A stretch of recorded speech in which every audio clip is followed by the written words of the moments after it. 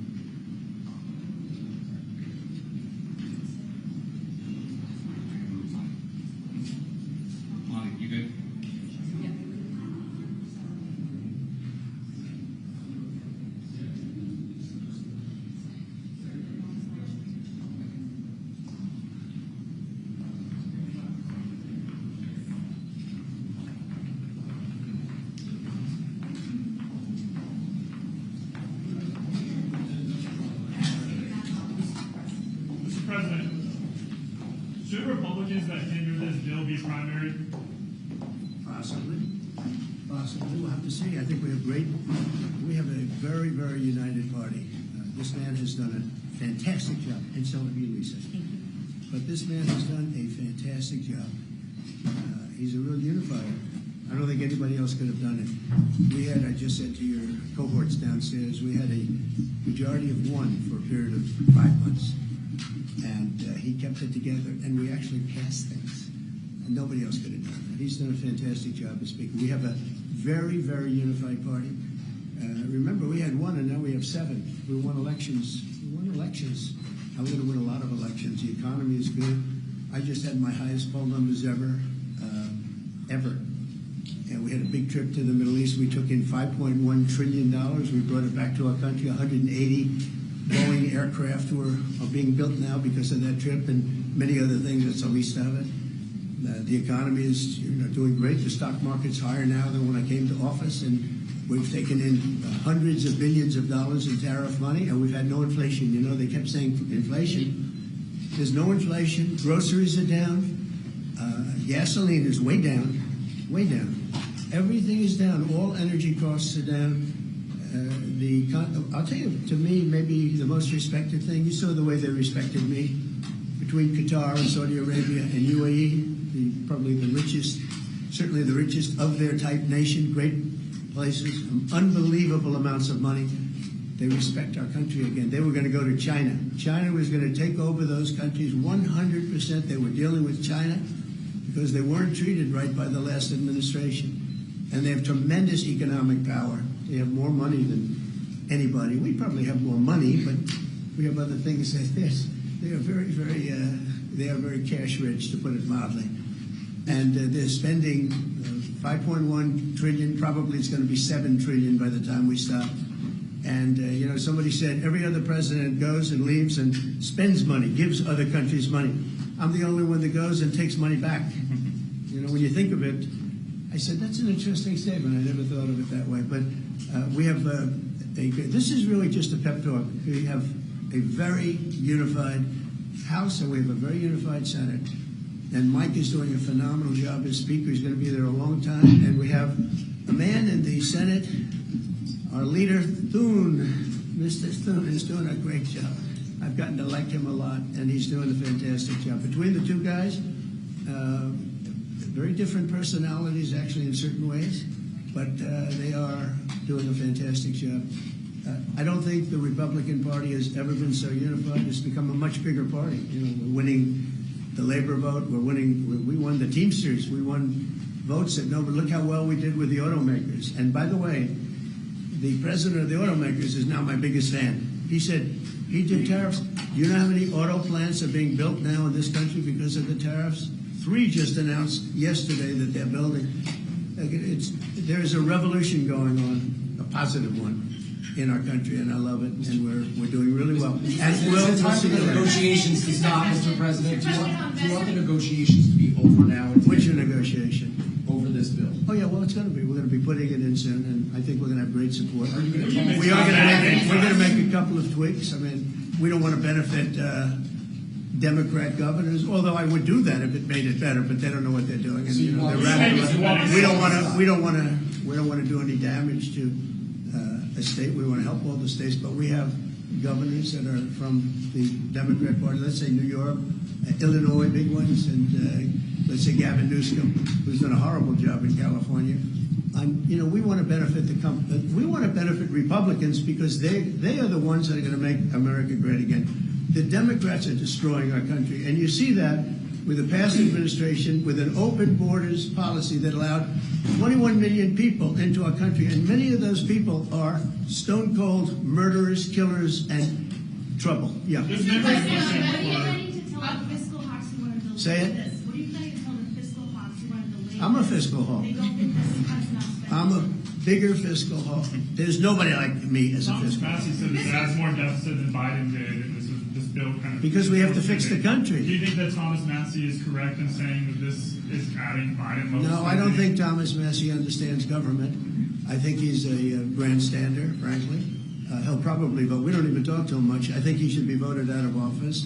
And I just don't think he understands government. If you ask him a couple of questions, he never gives you an answer. He just says, I'm a no. He thinks he's going to get publicity. And you have that. You have that. They've got some too. Go ahead. Mr. President, on Medicaid, do you want work requirements phased in next year? Do you think Here's what I that's want on possible? Medicaid. We're not touching anything. All I want is one thing. 3 words. We don't want any waste, fraud, or abuse. Very simple. Waste, fraud, abuse. Other than that, we're leaving it. Medicare, we're leaving it. All we're after, and this is for the good of it, is a lot of waste, fraud, and abuse. That's all we're doing. We're not touching it. The Democrats are going to destroy it. Thank you very much. We'll see you later.